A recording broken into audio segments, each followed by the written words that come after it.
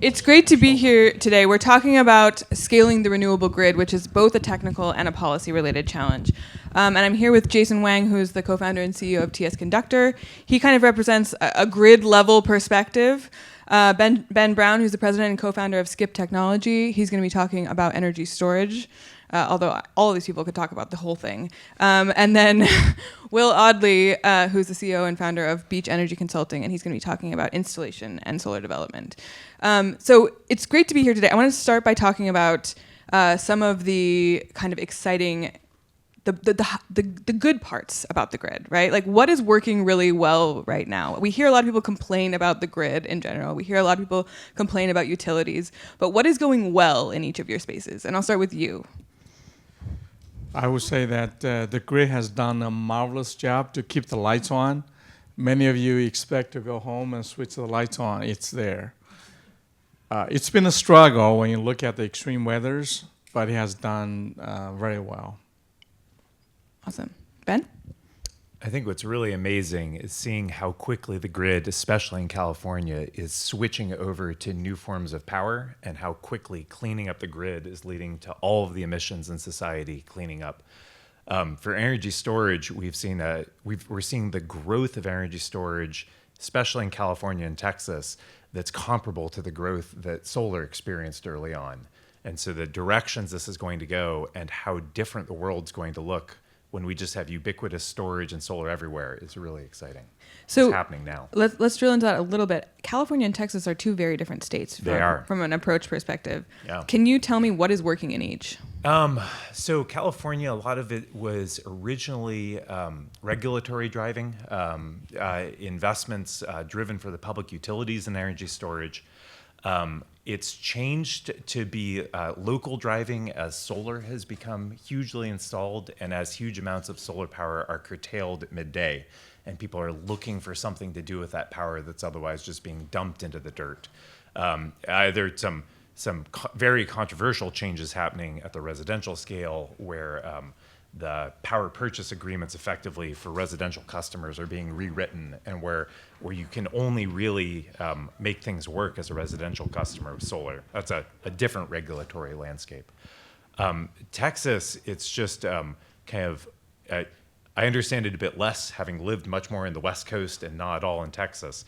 It seems to just be a much more free-for-all of let's get every technology on the ground we can, and much faster interconnection times. Will was talking to me earlier about typical interconnect times for big projects, and Texas has made that very fast. Right, so reducing regulatory hurdles and permitting hurdles, which is something that I hear over and over again from entrepreneurs and solar developers and grid people. That is often the biggest challenge as far as like siting and locating projects. Will, tell us about the development perspective. Yeah, definitely. So, I'm building some solar 300 megawatt solar project in Wisconsin at the moment. And what I've learned throughout the process is the biggest hurdles we're seeing is permitting and interconnection queues. And the interconnection queue backlog is well documented if you've read about it before.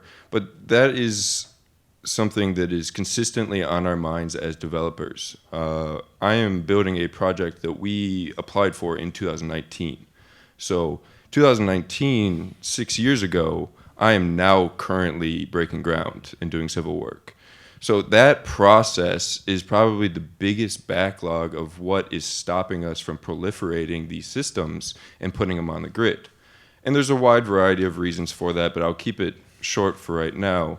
The interconnection queue is all about the operators. So I work in MISO territory.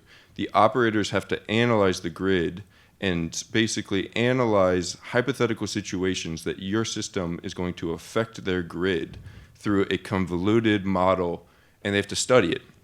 And all in all, they tell us, they give us schedules, but at the first schedule they gave us was, now we're building. It was 2 years later is when the first schedule came out and they told us we could connect. It got pushed 2 years. So all in all, permitting, I can talk about that later. I'll give it back to Berit. But the interconnection queue and permitting are the biggest things that slow us down in actually deploying these systems. And And all in all, it takes about 8 years at the current pace. It's for me. interesting, though. I mean, I think one of the things I see as very brings me optimism is there is such a great demand, right? Like, we're seeing a lot of consumer demand. We're seeing a lot of manufacturing demand. We've got AI and data centers that are trying to switch to nuclear, as we mentioned earlier, because they don't have enough, they don't see, and we talked with Amory about the potential for overbuilding electrical power. I'm going to ask the opposite question now. We'll start with Jason. What still needs to be done to make the actual grid infrastructure more efficient or work more functional? I mean, you mentioned it's a struggle to keep it up, but it is running. And I think most people don't really understand what a struggle it is. Can you talk a little bit more about that? Yeah, when you think about grid is considered to be the largest and most sophisticated machine on Earth. Ironically, when you look at the wires the electrons pass through, the wire was developed in 1908. Keep that in mind. Why we have bottlenecks in the power grid? Why we have a challenge in getting all the renewables connected? Why we hear news about the data centers and the AI, we are struggling to keep up with support the data centers. It really had to do with the bottleneck in the grid. The bottleneck had to do with the wire technology. To add a little bit more background or context, the conductor, ACSR, was invented in 1908. It was combining the high-strength steel at the time with hard aluminum. The problem with the high-strength steel at that time is not strong enough, so we need hard aluminum to contribute strength. Hard aluminum cannot be used above 93 degrees centigrade. So you have conductors that cannot be run at high temperatures. You have limited capacity. And that is where the bottleneck is. How much of the grid do you think is currently made up of that kind of wire? I would say at least 95% or more worldwide, not just the U.S. challenge.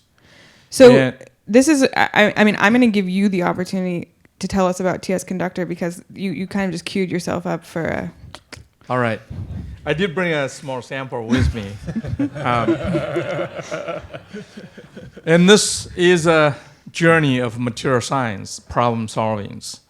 So by the 1970s, we have stronger steel from steel industry. So there is a conductor called ACSS that emerged around that time.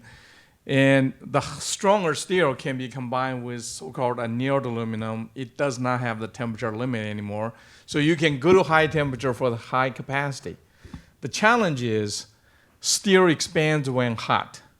So ACSS conductor sags like crazy, especially when the conductor had to be run at high temperature for that additional capacity. You know what's hot? Electricity. So you have to, if you build new lines with that technology, you have to use significantly more structures because you have to bring these structures closer together to manage the sagging. If you were to do reconductoring, you have to raise all those tower height to manage clearance. And then advanced conductor emerged in the 1990s. What is the advanced conductor? It is basically using composite material with lower thermal expansion to replace steel in the traditional conductors. Now you have a material that can manage the thermal sagging at high temperature and allow the conductor to go to high temperatures for that high capacity. The new challenge is composite material as developed in the 1990s. They were known to be delicate, difficult to work with, easy to break with longevity concerns, and they're also expensive. And this is where the TS conductor got started in the 2016 timeframe. So what we have done is we have carbon composite core in the middle, which is the black. And when you think about material science, what do you want in the conductor? You want it to be lightweight, you want it to be super strong, and you want it to be sag-free, no thermal expansion. Carbon composite uniquely possess all the three most desired properties in one singular material. And you combine that with the most conductive type of aluminum, now you have a great combination. The missing part is how you protect the carbon composite core. And this is where we have this aluminum encapsulation layer surrounds the black carbon core. And the carbon core is pre-tensioned. This allows the product the necessary robustness so the line crew can bend it without breaking the product. And it also made the product fully compatible with the traditional way of doing conductor installation. Same tools, same methodology, same training, same equipment.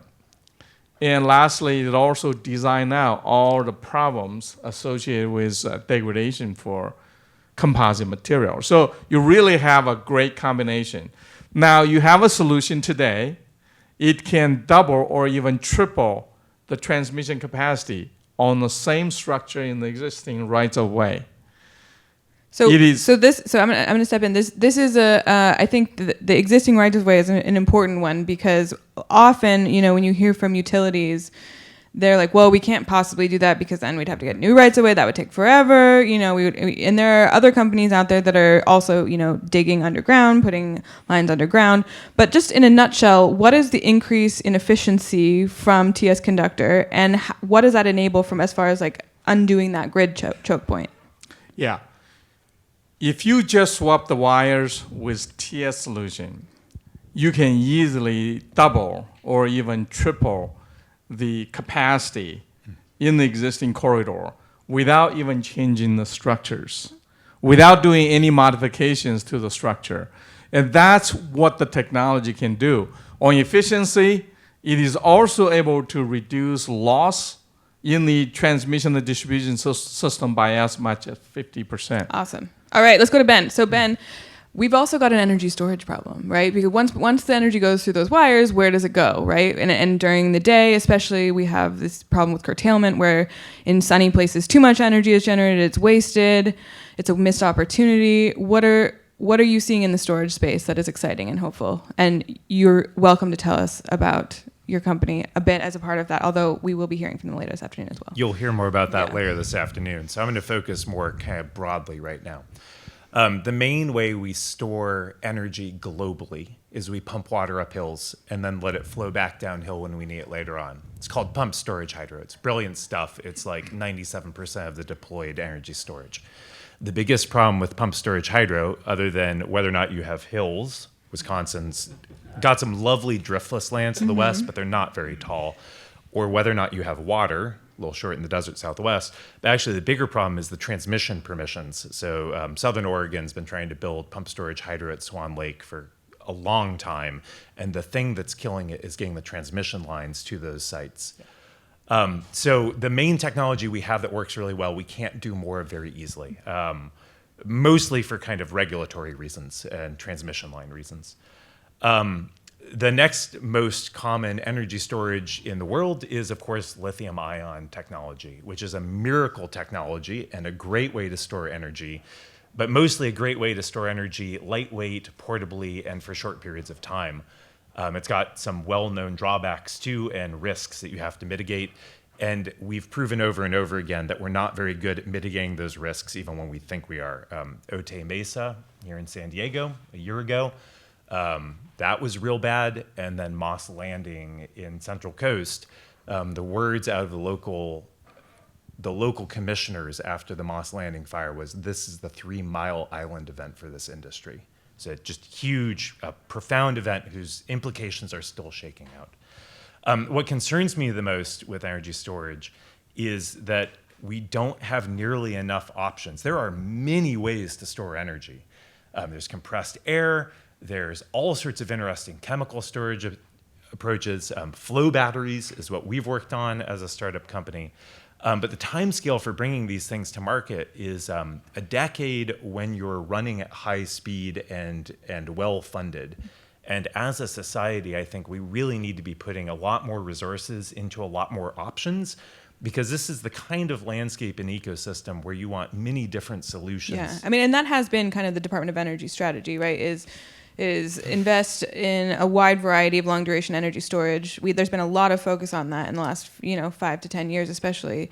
There has been. The effectiveness of DOE money getting out to smaller groups trying to come up with ideas has been, it's been slow. It's mostly gone to players that were sort of already big enough to be able to engage with DOE. And as we all well know, the DOE situation is extremely unstable right now. We've watched, especially in the last 6 months, huge dismantling of programs with the Office of Clean Energy demonstrations, and there's a lot of risk and instability in that space, which was not the hallmark of government-funded projects previously. Are there, in the energy storage space, you're in the flow battery space. Are there other innovative long duration storage technologies that you're excited about? Some of the thermal... Or that you think are more near term, I guess is another good question, because we need this stuff right away, right? We need this stuff yesterday. Yeah. Not like now. We need it yesterday. I think some of the thermal energy storage is real interesting, especially places that are storing thermal energy to then be used as thermal energy. So industrial heat's one of our big current energy users. And it's kind of silly to store energy as electricity to then make heat that you created itself from heat if you could just move that heat around. So very high efficiency heat pumps combined with very high heat capacity materials, Antora Energy and some others. A lot of them are also focused on doing it for electricity, which is that's a rougher play in my mind. Compressed air storage is real interesting, especially with more clever ways, because you get to use the technology we already have of turbines. You blow the air through the turbine, run the turbine, and make the power. So you can use commercial off-the-shelf power generation with the way to store it. Innovations in pump storage hydro in different ways, though mostly in ways to make the turbines more cleverly. Those are all real interesting, and we need everything and much more than we currently have. So, Will, I'm curious, you mentioned some of the challenges already that you have. Can you talk a little bit more about some of what you see working in the development space? And then also, what would you like that space to look like? What is your ideal version of installing solar around the country? Absolutely. And real quick, I'll go back to Ben's point. It's not, just real quick on the batteries. It's not that these need to replace lithium ion. There's a space for them all. There's a market for them all. Yeah, that's a good point. We will continue to have lithium ion long into the future. There's just different applications for different. But I think the long duration is filling a needed gap, right? Which is lithium only actually holds energy for like 4 hours is the most desirable for lithium ion. Flow batteries, which Ben does, is about 10 hours. And even just that distinction between there is a big difference in market and different applications, and they're both needed. Anyway, I'll get back to the original question. So my biggest thing on development is you need to get into the community. These renewable sites and these systems are often sited in red rural jurisdictions. So 7 to 8 out of 10 of these systems are in red states and in red locations. So given the inherent, federal opinion on it and ideological difference, we come back to what Amory said. It just makes sense economically and viability. So the biggest thing is getting into the community. You do not want to present yourself as big development. You do not want to present yourself as this commercial guy that's coming in to disrupt the natural flow of things for these communities. So it's me spending time on the road. It's me in the Motel 8. No, probably a little bit better than that. But it's me out there talking to these people and being within the community so that I'm not viewed as an outsider. Luckily for me, I have a story and a background where my grandfather was a dairy farmer in Wisconsin, so I can use that in that story. But overall, it really comes down to ingratiating yourself in the community and then allowing that to help the permitting process that occurs, whether that's a local or state permitting process, which is the other side of the coin that takes forever and a lot of appeals, a lot of hearings, and so on and so on. So that's what I think. I think that that's the future of really presenting yourself as part of the community and building the community up together. So a little bit of a follow-up question on that. Are you seeing desire for those things coming from within the community, or are you just kind of trying to like trick them into putting them in?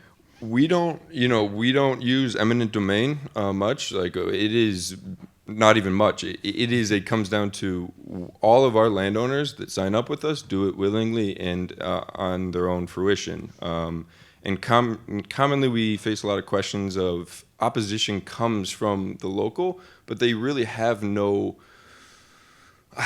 direct interest, whether they're a neighbor or a little bit farther away with a concerned business and such. So it all comes from people that desire this, and on top of that, in the state that I operate, we help basically bring money into for hosting a utility system or an energy system or like some sort of substation or switch yard. They actually get funding from the state. So it is a matter of communication on the benefits that occur. And so, yes, there's a sizable amount of people that are encouraged and love, for us to come. But then there's obviously the sizable amount of NIMBYs, as we call them, as well. One of the things so I grew up on a small island, and our utility is a community-owned utility. It's a co-op, and they've been experimenting with some. They're relatively forward-looking when it comes to experimenting with renewables. But one of the things that I see among my own, childhood neighbors is just like, well, that's going in over there, and we love our beautiful island, and we don't want to put that. It's going to change the way things look, and I often find myself wading into those conversations because there's so much misunderstanding about why people are doing things or what role different types of energy technologies play and how the grid actually works.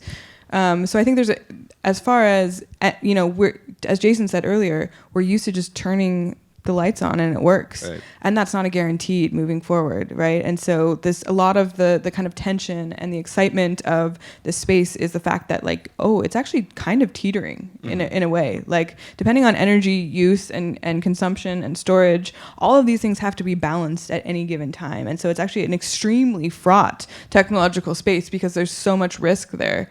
I'm curious, Jason, if you could tell me a little bit more about, when you think about the working with utilities, what is one thing that you wish they would do? Such a powerful question. I would like to have the utilities to be more risk taking. It is a monopoly, heavily regulated, so the regulation really makes them risk averse as well. We also have mechanisms in other industries, but not in the utility space. For example, making the grid more efficient. There's zero incentive in place in the current system to, let's say, encourage utility to deploy more efficient conductors so the grid is more efficient.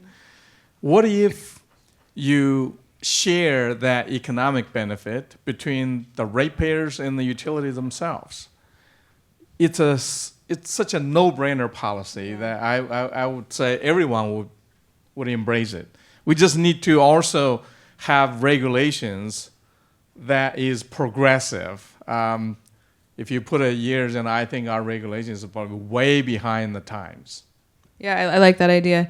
The other thing that I see, utilities plan in 8-year cycles, right? And so they're doing right now the plan that they made 8 years ago, and yet there's been so much change. If you just shifted their time scale a little bit as far as how they're thinking about planning, I think that could go a long way as well.